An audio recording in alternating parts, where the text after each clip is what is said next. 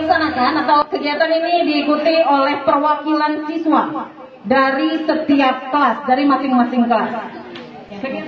Dan tak lupa salawat dan salam marilah kita sanjung ajukan kepada junjungan kita Nabi besar Muhammad Sallallahu Alaihi Wasallam yang selalu senantiasa kita nantikan syafaatnya di yaumul kiamah. Amin ya robbal alamin.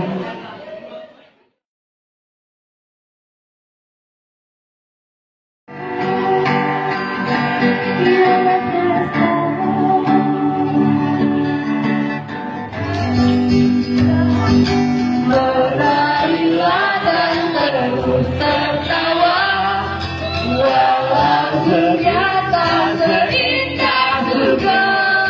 Bersyukurlah pada yang kuasa, cinta kita di dunia.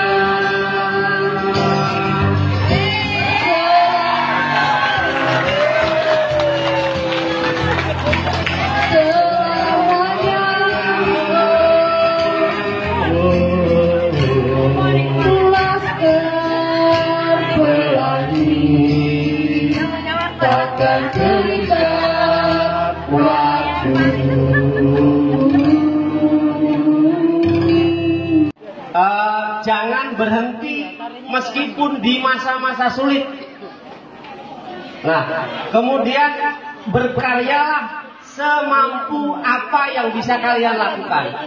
Yakin bahwa semua kalian, semua anak-anak bisa berkarya. Tidak ada yang tidak bisa berkarya. Semampunya, apa yang bisa kalian tuliskan. Apa yang bisa kalian buat, silahkan dibuat. Jangan berhenti. Itu adalah sebuah moto. Kemudian yang kedua ada lagi sebuah moto begini. Kalau kalian pengen tulisan kalian dibaca orang, maka bacalah tulisan orang.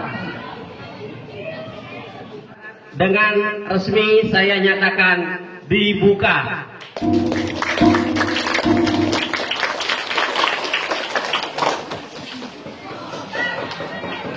Terima kasih, demikian sambutan dari saya. Saya akhiri, bila taufiq wal hidayah. Wassalamualaikum warahmatullahi wabarakatuh.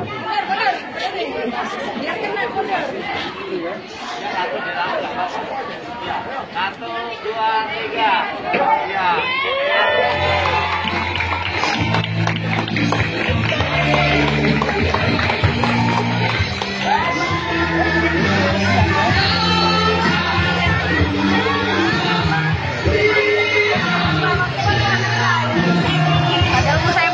Silakan Bapak kita di angkasa agar berhasil menjadi sang juara.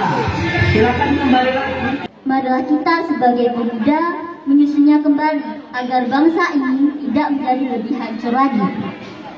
Demi kita, demi anak cucu kita, dan demi bangsa ini.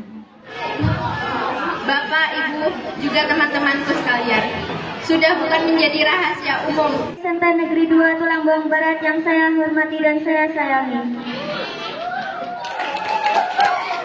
Tahukah saudara-saudara? Mau tidak mau, kita sebagai pemuda generasi sekarang adalah pelopor kesuksesan NKRI. Sama seperti para pemuda dan pemudi pada zaman pra-kemerdekaan.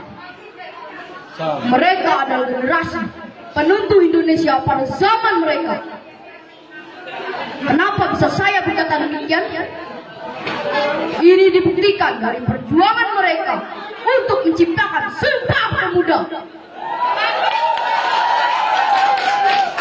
Mereka berjanji bahwa kita bertanah air satu, bertumpah darah satu, dan berbahasa satu, Indonesia. Selanjutnya, janji mereka diperjuangkan lagi dengan cara mendesak para pemimpin negara untuk memproklamasikan kemerdekaan. Bahkan, mereka menculik Soekarno dan Hatta ke Rengas Dengklok hanya untuk mendesak mereka. Tanpa aksi pemuda-pemudi tersebut, para golongan tua hanya menunggu janji kemerdekaan dari Jepang yang mungkin belum diketahui pasti apakah diberikan atau tidak.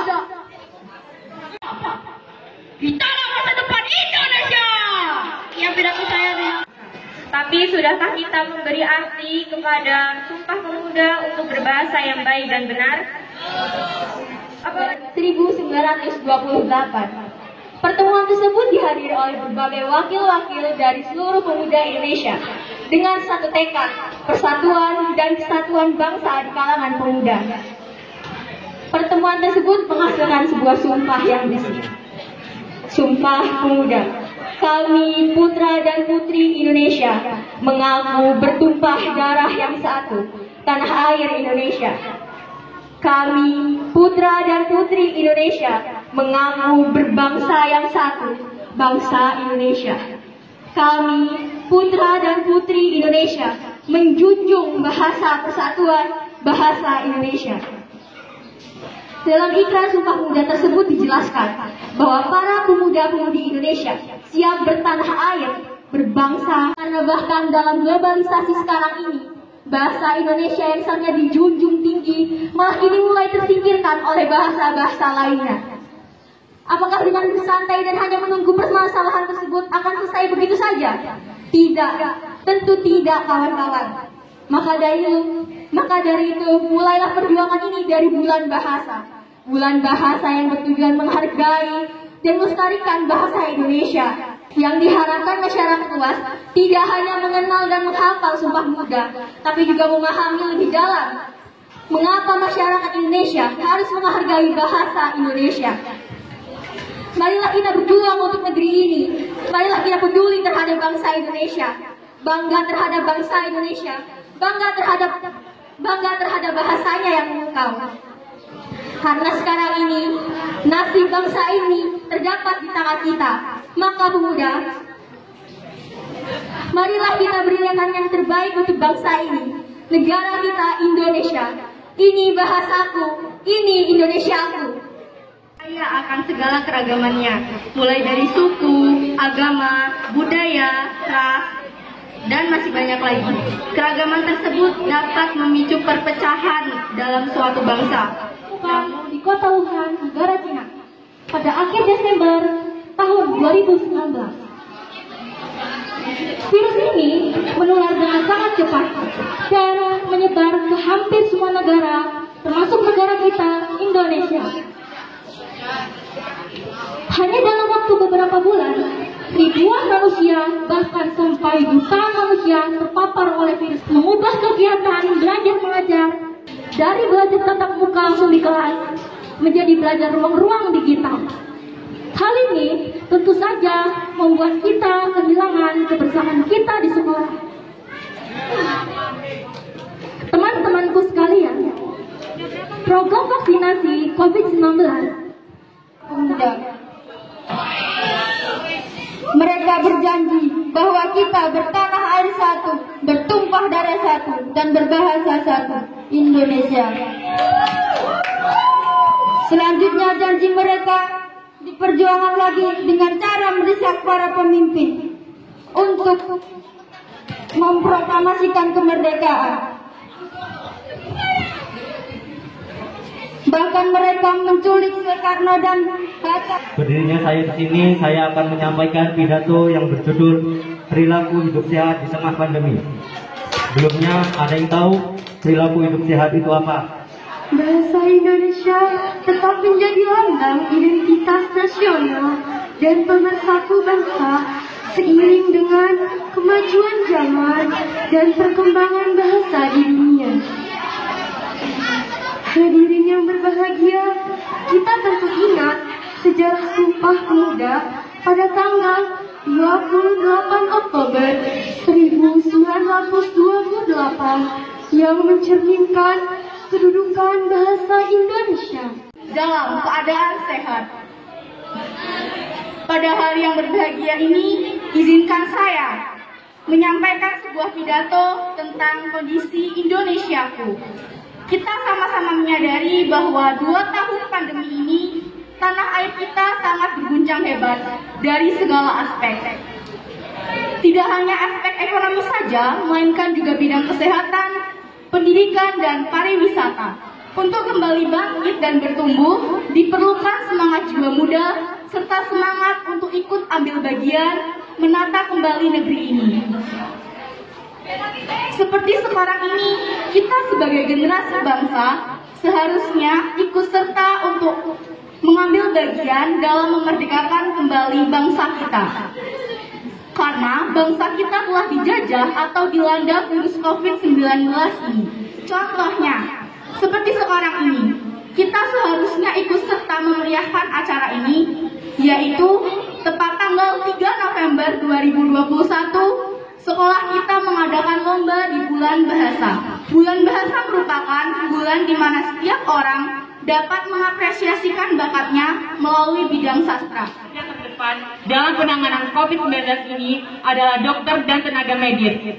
Namun, untuk mengatasi permasalahan ini, harus dan semua elemen masyarakat, terutama pemuda generasi muda, memiliki fungsi sebagai agen perubahan kekuatan moral dan kontrol sosial.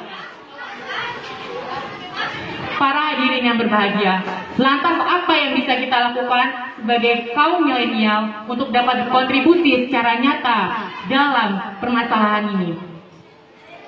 Kalian sebagai kaum milenial bisa berkontribusi sesuai dengan passion, bakat, dan minat kalian masing-masing. Dan mempersatu bangsa seiring dengan kemajuan zaman dan memperkembang bangsa di dunia.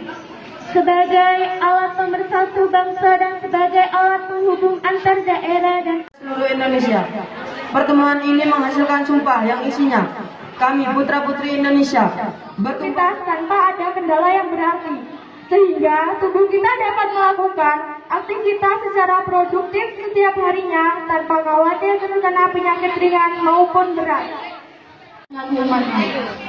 Hadirin yang berbahagia, bangsa yang kuat adalah bangsa yang memiliki pemuda-pemuda yang hebat.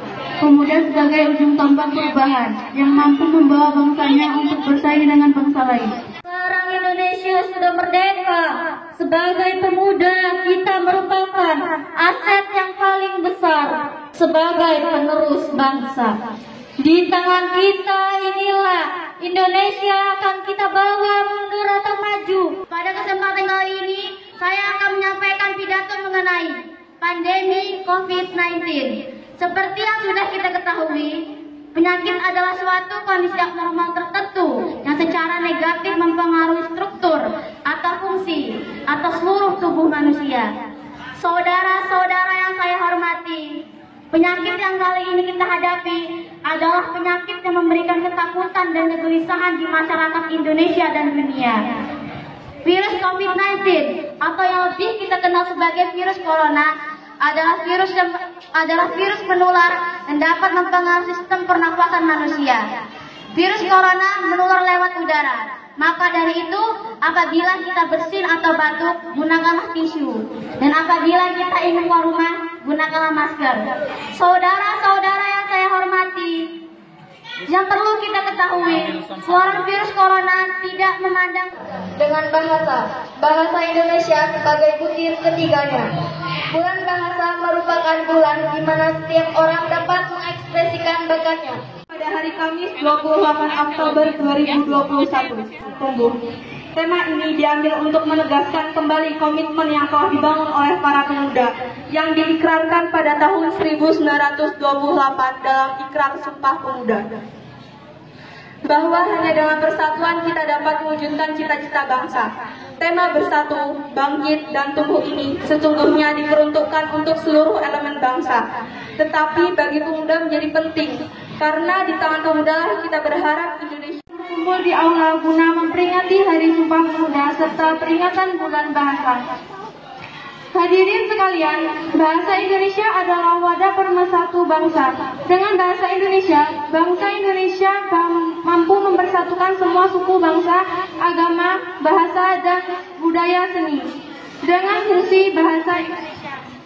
Infeksi COVID-19 pertama kali ditemukan di kota Wuhan, Cina, akhir Desember tahun 2019. Pandemi ini telah menjangkau lebih dari 100 negara, termasuk Indonesia. COVID-19 dapat menular melalui percikan-percikan yang keluar dari mulut dan hidung, seperti saat seorang sedang berbicara. Yang sangat berharga tersebut adalah idealisme.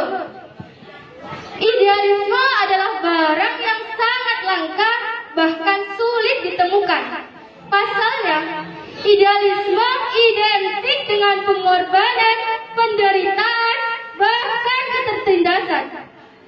Barang siapa yang rela berpegang teguh terhadap idealisme, maka dia rela berperang dengan diri sendiri, orang lain, bahkan sistem pemerintahan yang ada di sekitarnya. Para pemuda, dekadensi pada moral kita sangat-sangat drastis. Akhlaknya merosot. Pendean yang disematkan terhadap kita identik dengan